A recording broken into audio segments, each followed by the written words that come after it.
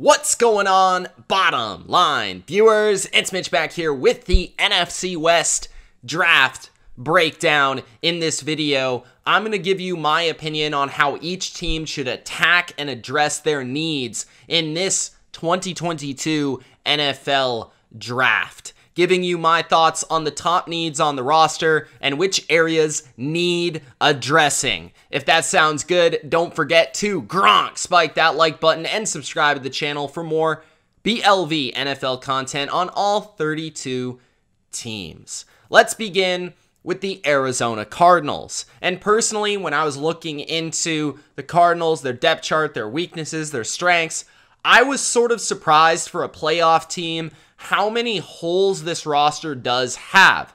I view the offensive line first to protect Kyler Murray as a need. I look at specifically the right side of the offensive line, the right guard, the right tackle. That is first and foremost for this offensive line. I think you've got a couple of good players in there. DJ Humphries, Justin Pugh, Rodney Hudson, although a couple of them getting up there in age. The right side definitely needs to be addressed, whether at right tackle early in the first round, right guard somewhere in the mid rounds, but they need to find solutions at those spots. Will Hernandez, I'm not sure if he's going to be a starter there. Josh Jones, they drafted at tackle in 2020, doesn't feel he's going to start. I think it's going to be Beachum at right tackle, but I mean, you could certainly use improvement there. So I feel like while those players aren't bad, they're certainly serviceable. You could be better. So that was the first thing that really stood out to me. And then we have at wide receiver another need. Now you re-sign AJ Green, but he is getting older and we know how inconsistent he can be at times, right? Last year, he was kind of come and go. He's kind of hit and miss. Had some big games, also faded in other games, and is more of really what you want is a third or fourth option in your receiving game. Now, Zach Ertz is at tight end, which gives you another receiver. DeAndre Hopkins was not playing in the playoffs. He's going to make that receiving core a lot better. You're expecting a jump from Rondale Moore, of course, and you've still got four receivers there, I would say, or four receiving options that Kyler Murray trusts and can get the ball to. So I don't think wide receiver is a first round need, but I think they could look to second or third round once again this year. Maybe fade wide receiver this year. Maybe you pick up another veteran in free agency.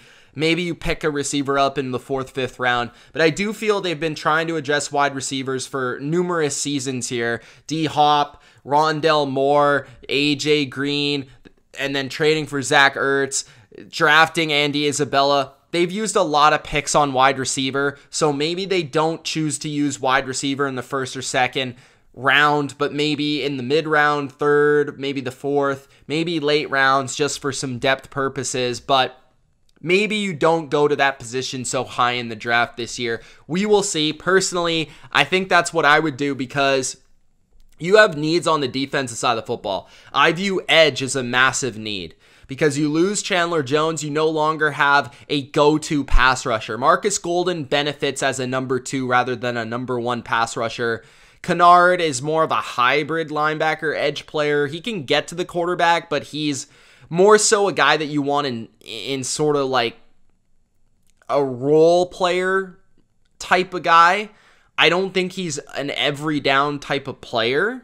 So I view getting an edge rusher as a massive need for the Cardinals to replace the impact of Chandler Jones. Interior D-line also could use some work, but I do think you could find guys in the third round, the fourth round as a run stuffer. Maybe you could go and get a guy in the second round if you really like somebody. But J.J. Watt is there, but you always got to think about the age and the injury concerns. Other than that, you don't have much great talent on that interior D-line, and that was a huge weakness for you a year ago. So maybe you look to free agency to add another veteran, and then also look to the third or fourth round for an interior defensive lineman, unless you're really, really high on one of those top guys in the draft in the first round. I could certainly see that as well. So edge or defensive line does make a lot of sense to me in the first round for the Cardinals. I think a lot of people will look at corner as a big need, and I do as well, but I do think they can find a potential corner and a starter in the second or the third round,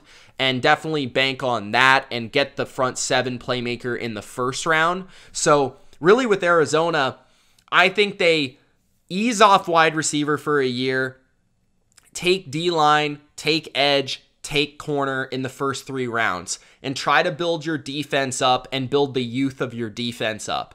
And then I feel like you have enough on offense right now where your offensive line's serviceable. It's not bad. Your receiving core is pretty decent, but it could use an upgrade. I don't think you have enough picks and enough volume of picks to be able to address everything you need here and everything to make you an upper echelon contender. I think you're just hoping for some of these younger guys that you've drafted in the past to up their game, to get better. So Arizona is a very interesting one. I'll be intrigued to see what they do in the first round. I'll be intrigued to see what they do high in the draft, to see where they deem the most important. But I would say defense is the way to go this year if you are the Cardinals. Then we've got the San Francisco 49ers. One of the best, most complete rosters in football. It's pretty obvious where they need players because you look at every position. Edge is loaded. Tight end is great. Running back could use maybe some depth. I feel like when you look at Elijah Mitchell, he is probably your starter. You drafted Trey Sermon last year as well. You still have Jeff Wilson. You have Hasty. But I do think getting another explosive back in the draft, whether that's the 4th or the 5th round, somewhere in that range, just like you got Elijah Mitchell in the 6th, you could go and get that guy that can complement Mitchell with speed out of the backfield. Your new Raheem Mostert, so to speak. I view the biggest needs for San Francisco, though, not at the running back position. I view it at left guard and also at probably safety as of right now. I think they're good on the D-line. You know, would you like maybe one more playmaker in the interior D-line? Sure.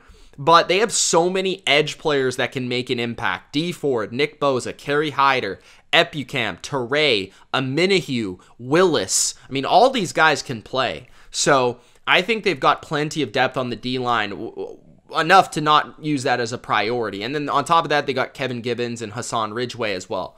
So I'm not really looking at D-line as a big-time priority, although they'll probably use at least one pick on it. Just that's the way that they operate. Linebacker, I think you're good, and you've got 3 deep that are good football players. And then you also have players that have played on other teams, like a Burks for Green Bay, for example, as a 4th or 5th special teams type contributor. Corner is already better. You spent a pick last year, or 2 picks last year in the 3rd and the 5th round on corner, so I don't expect that to be a big-time look this year in the first round, because you got Thomas, who's expected to start. I thought he had a pretty good rookie season. Emmanuel Mosley is a good player. Darquise Dennard is a solid depth addition. Dante Johnson, same thing, is a solid depth player. Charvarius Ward is that number 1 corner. So I think you've got more depth entering this year than you did last year. Safety, though, if you don't get Jaquiski Tartt back, currently I believe still a free agent, George Odom would be your current free safety, strong safety, whatever you're looking there with Jimmy Ward. So I think safety could really be a look for the San Francisco defense, whether that's in the first or earlier rounds picks that they do have. I would look, San Francisco doesn't have their full complement of picks because, of course, Trey Lance trade. So they don't have all those picks. But with their first pick, I would probably go rather guard, safety, or maybe wide receiver. I think wide receiver would more so be a luxury pick unless somehow you get into a dilemma with Deebo Samuel. Then it becomes important. But I don't mind the Brandon Ayuk, Deebo Samuel, Juwan Jennings. I think you could have a better number 3, but it's not like a panic, so to speak. So I feel like it's safety or guard for me with their first couple picks. And I think those are their top needs. And then from there, maybe you look to add a speed running back, a little bit at wide receiver, maybe depth at corner or depth at these other positions like receiver, offensive line, tight end, linebacker.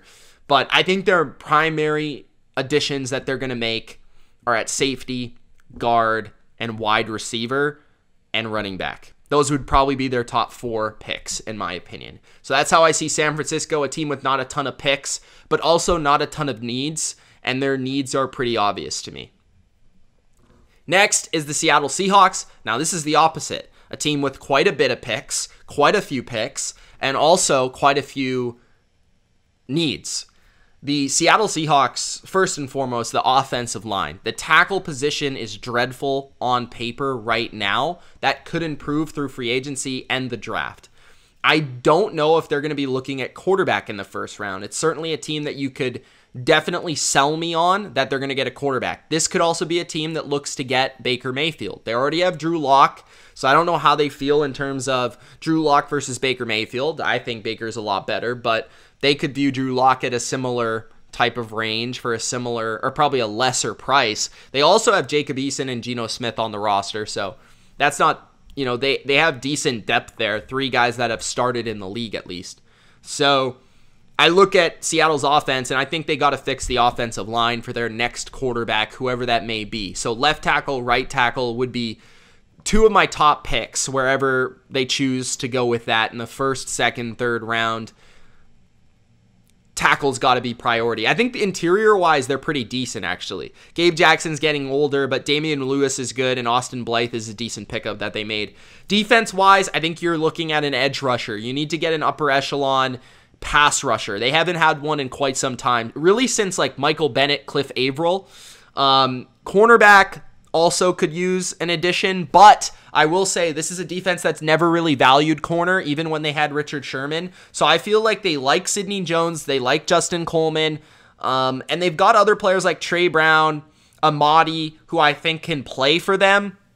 Safety has typically been more important for them, and that's a pretty strong position for them. Linebacker, I could see them go with a linebacker in the mid-rounds to help boost up the depth. They lost Bobby Wagner. They have Jordan Brooks stepping up. Cody Barton's also there, but I could see them adding another player at that position to go alongside Jordan Brooks. So my biggest additions for this team: need to get a pass rusher on defense, need to get tackles on offense, and then from there, maybe corner, maybe linebacker, and if they decide to go with quarterback. I think, again, my strategy would be wait on quarterback this year. Don't go for a quarterback this year unless one falls to the second round, like a Corral, then maybe I pick him up. But that's about it. That's how I feel about quarterback this year. I would probably just look to continue to rebuild the roster and make my roster good, just as you did before Russell Wilson got there, and then try to hit on your next Russell Wilson. And the final team in the NFC West is your Super Bowl champion, Los Angeles Rams. The Rams, I think, pretty obvious what they need: cornerbacks, offensive line, and depth overall, just depth. They don't have a ton of picks, obviously, first-round picks in Detroit. So they've got to make the most of what they have with their situation. I don't think they're going to go wide receiver. They used high priority Tutu Atwell last year. I think they expect him to contribute this year, along with Allen Robinson, Van Jefferson, Cooper Kupp, and there's always the OBJ thing. So I don't think wide receiver is going to be on the plate this year. Offensive line certainly should be, whether it's guard or center, or maybe even tackle. You know, they could hit all those positions, and I wouldn't hate it. I think they're fine with Joe Noteboom, though, at left tackle, at least this year, to see how it works out. But I could see them adding some depth at tackle for sure later in the draft, but maybe not early in the draft. I think guard is an area that you might look at, but they might feel good about Bobby Evans. I'm not quite sure about that. I know they like David Edwards and Brian Allen and Rob Havenstein. I think they like all those guys. But I'm not sure about left tackle. I'm not sure about left guard. They might want to upgrade those 2 positions early with high priority picks. But regardless, you know, wide receiver, quarterback, running back, tight end, all those positions are looking good. Defensively, I think they're better than I gave them credit for on paper earlier this offseason. I think their edge position is the position I look at and say, maybe you could use a guy there. But Terrell Lewis has upside. Justin Hollins has contributed for multiple teams and produced for multiple teams. I'd like to see him get an opportunity, and Leonard Floyd is a good player. Also at linebacker, you know, Ernest Jones is solid, and then they brought in Bobby Wagner. So I don't think linebacker is a huge need because of the Wagner signing. D-line, I think, is solid. You know, could they use depth? Yes, but their first 3, Donald, Gaines, and Robinson, are good. I think it's really corner. Like, I think their first pick should honestly be a corner or an offensive lineman, and that should be their top priority picks. Left tackle, left guard, cornerback. And then the rest of the draft can be used on depth at defensive line, depth on the offensive line, and depth at corner. I think that's really what the Rams should be looking for, is secondary, specifically corner and offensive line, to protect Matthew Stafford, and trying to repeat through these additions that they've made in free agency and the draft. That is the NFC West. Let me know, NFC West fans, what you think in the comment section below. It's Mitch. Appreciate you watching. Gronk, spike the like button and subscribe for more. Peace.